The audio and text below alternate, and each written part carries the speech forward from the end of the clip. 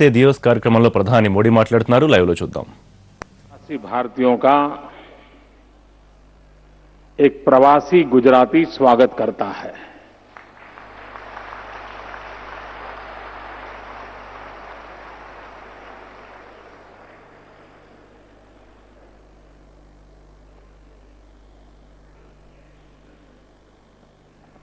भारत के नागरिक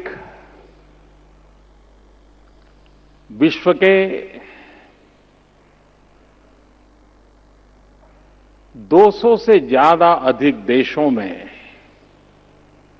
बसे हैं और मैं विश्वास से कह सकता हूं कि उन 200 देशों में सिर्फ कोई एक भारतीय मूल का व्यक्ति वहां बसा ऐसा नहीं, वहां एक प्रकार से पूरा भारत बसा हुआ है।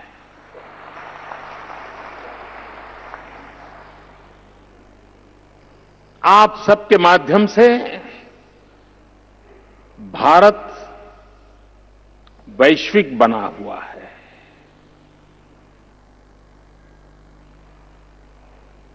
सौ 150 साल पूर्व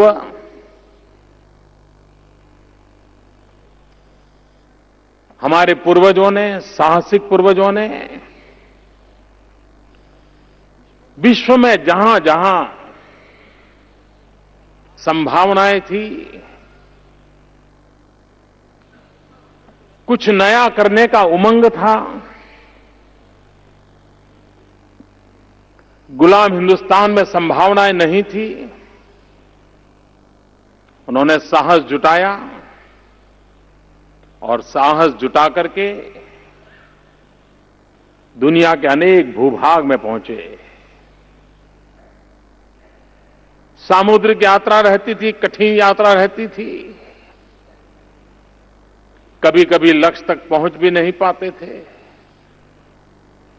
लेकिन उनका यह प्रयास रहा कि अनजान जगह पे जाना और अपने कौशल्य के द्वारा, अपने सामर्थ्य के द्वारा, अपने संस्कारों के द्वारा वहां पर अपनी जगह बनाने का प्रयास किया।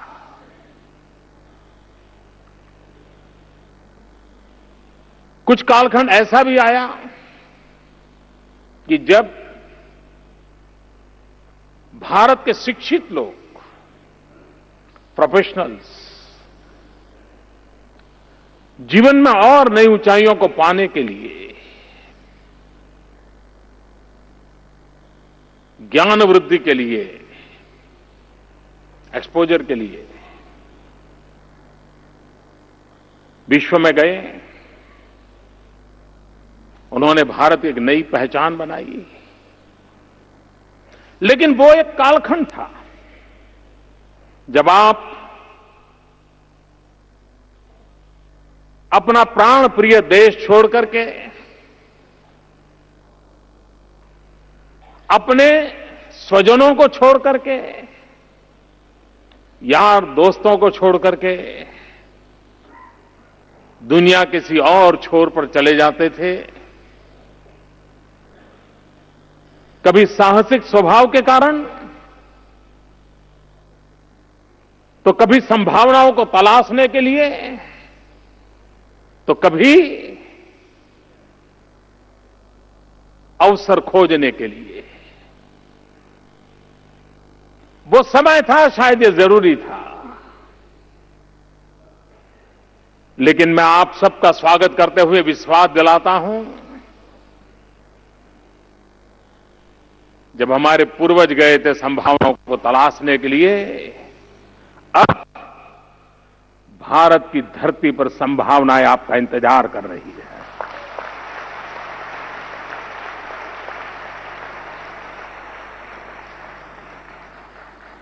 वक्त बहुत तेजी से बदल चुका है। भारत एक नए सामर्थ्य के साथ उठ खड़ा हुआ है और विश्व भारत के प्रति बहुत आशा भरी नजरों से देख रहा है।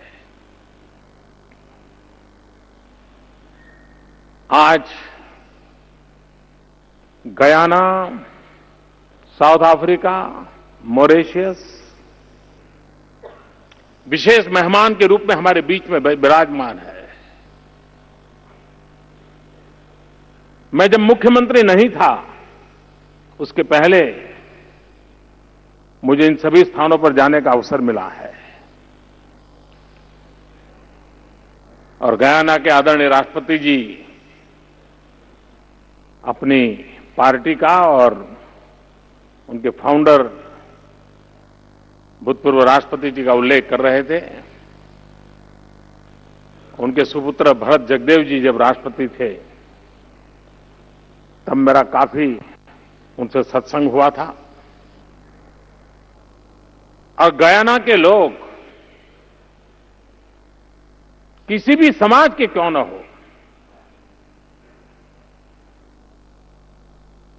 किसी भी भाषा क्यों न बोलते हो, लेकिन जिस किसी को मिलो वे गयाना की आजादी में भारत की प्रेरणा का उल्लेख अवश्य करते हैं।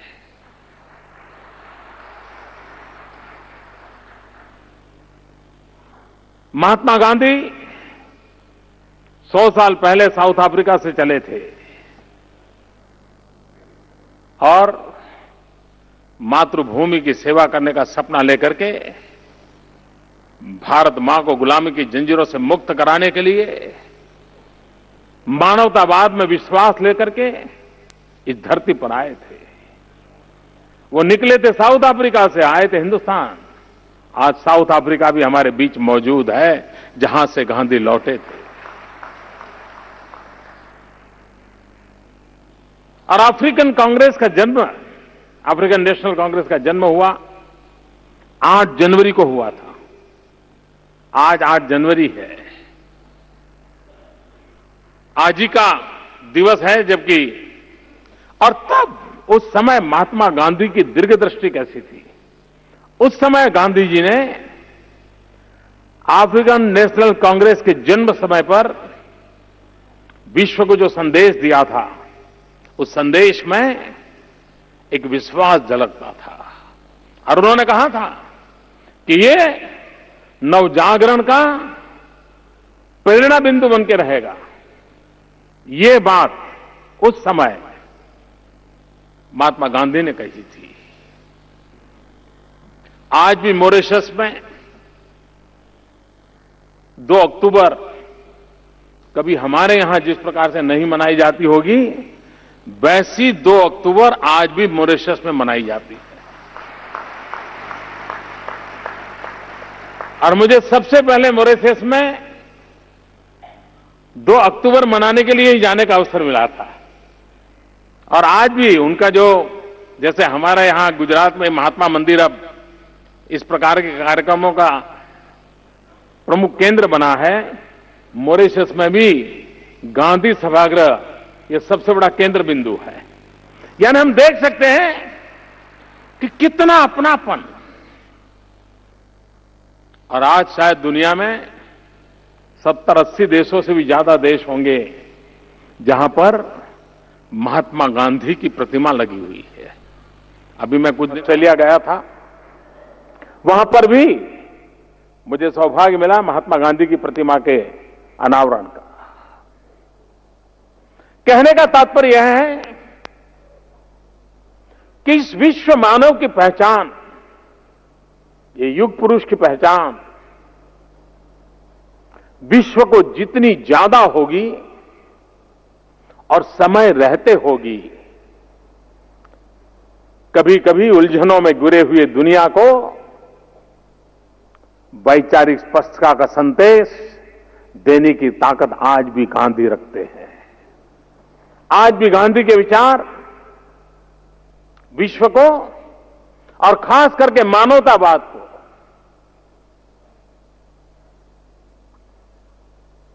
केंद्र में रख करके समस्याओं का समाधान कैसे हो सकता है, विकास की राह कैसे हो सकती है, आखिरी छोर पर बैठे हुए इंसान के जीवन में बदलाव कैसे आ सकता है, शायद गांधी से बढ़कर के चिंतन कहीं नहीं मिल सकता है। और हम सबका गर्व है, हमारे लिए सौभाग्य की बात है कि महात्मा गांधी विदेश की उस सारी दुनिया को अलविदा कर करके हमारे गांव गरीब के लोगों के लिए खप गए थे। और तभी तो आज इतिहास हर पल उनको स्मरण कर रहा है। हमारे देश के लोग जो बाहर गए, अब आप गयाना में जाएंगे, भाषा बोलना तो कठिन है वहां के लोगों को, लेकिन जब होली अगर देखोगे गयाना की, तो वैसे ही रंगों से रंगे जाते हैं जैसे हिंदुस्तान की धरती पर हम रंगे जाते हैं। जब दिवाली मनाते हैं तो आपको लगेगा कि क्या दिए जगमगाते हैं, जैसे लगता है हिंदुस्तानियों को, हिंदुस्तान में रहने वाले हिंदुस्तानियों को गयाना में जलता हुआ दीप नई प्रेरणा देने की ताकत रखता है। ये हमारे लोगों ने विरासतें खड़ी की हुई विश्व में, ये ताकत खड़ी की है। और उसी ताकत को एक सकारात्मक काम के लिए, इस सामर्थ्य को विश्व में सार्थक पहचान कराने का वक्त आ चुका है। अब हम बिखरे बिखरे एक अकेले किसी कोई देश में एक कोने में हूं, अरे भाई अकेला हूं ना, भले एक हिंदुस्तानी वहां अकेला होगा, लेकिन उसके साथ पूरा हिंदुस्तान वहां जिंदा है।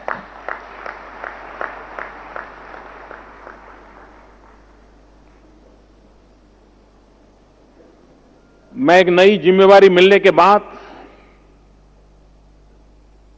मुझे विश्व के 50 से अधिक राष्ट्राध्यक्षों से मिलने का सौभाग्य मिला है, बातचीत करने का मौका मिला है। और इतने कम समय में इतनी बड़ी मात्रा में करीब करीब विश्व के सभी प्रमुख देशों के लोगों से मिलना होना और उनसे जो बातें हुई हैं और खुले मन से बातें हुई है, उन बातों में मैंने पाया है कि दुनिया का समृद्ध समृद्ध देश हो तो भी और दुनिया का गरीब से गरीब देश हो तो भी हर किसी की नजर हिंदुस्तान पर है।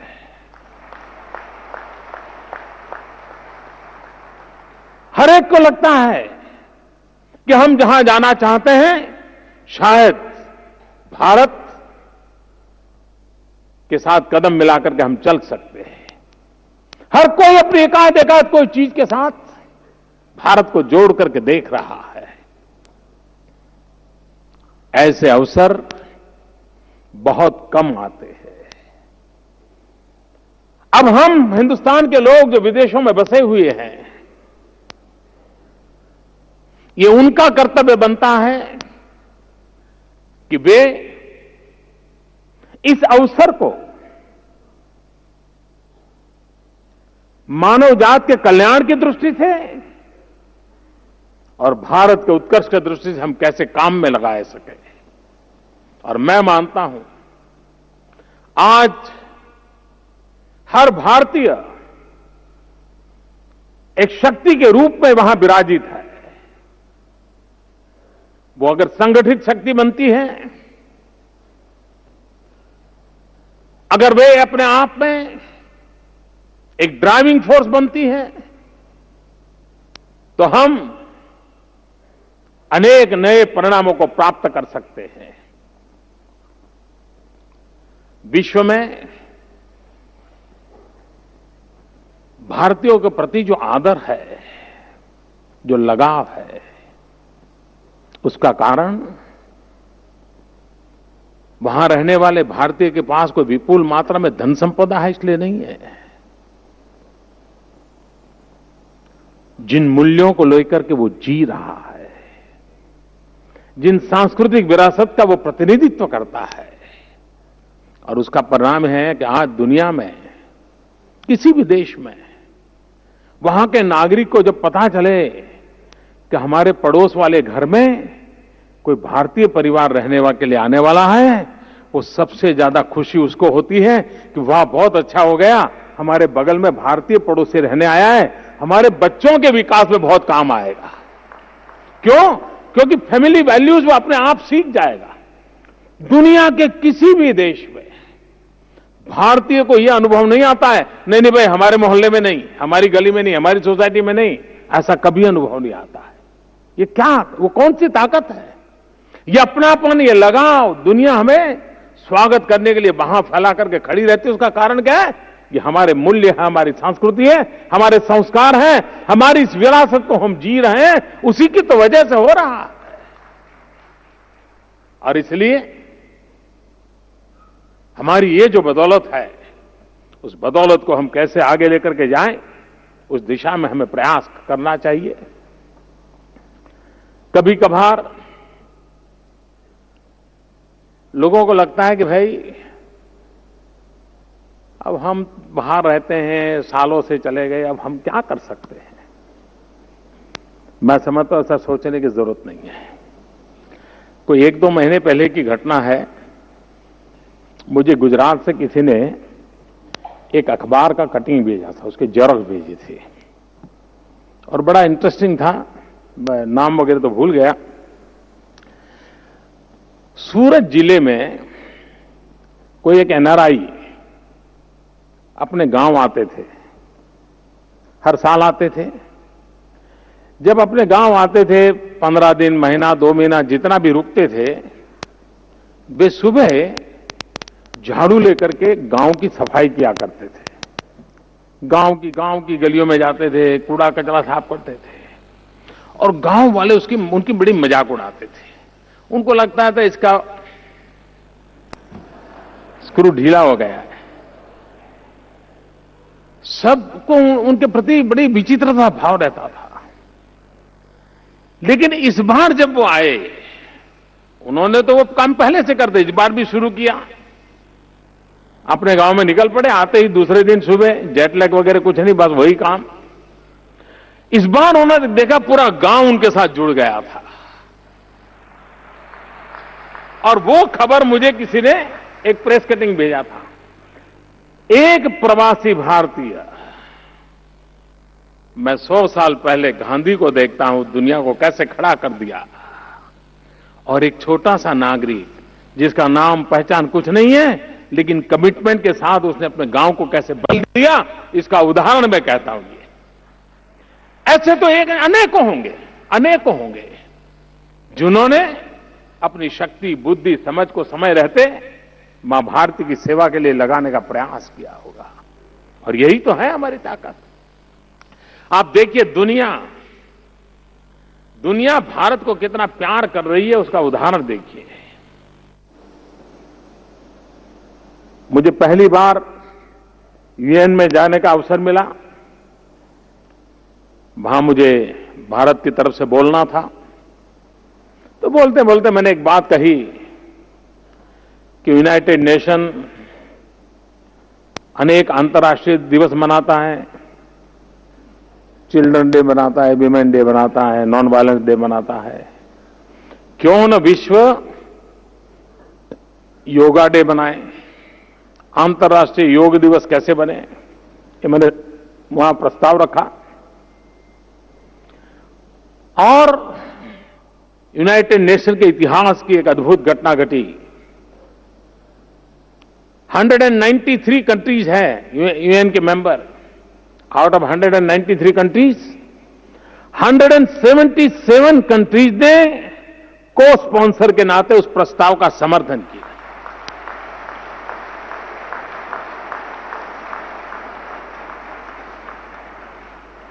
इतना ही नहीं,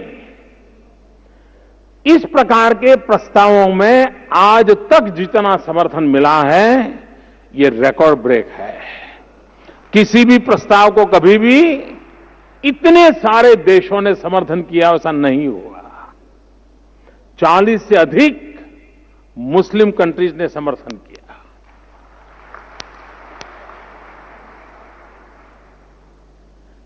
सामान्य रूप से इस प्रकार का प्रस्ताव पारित होने में उसकी प्रक्रिया बड़ी विशेष होने के कारण करीब करीब 2 साल लग जाते हैं।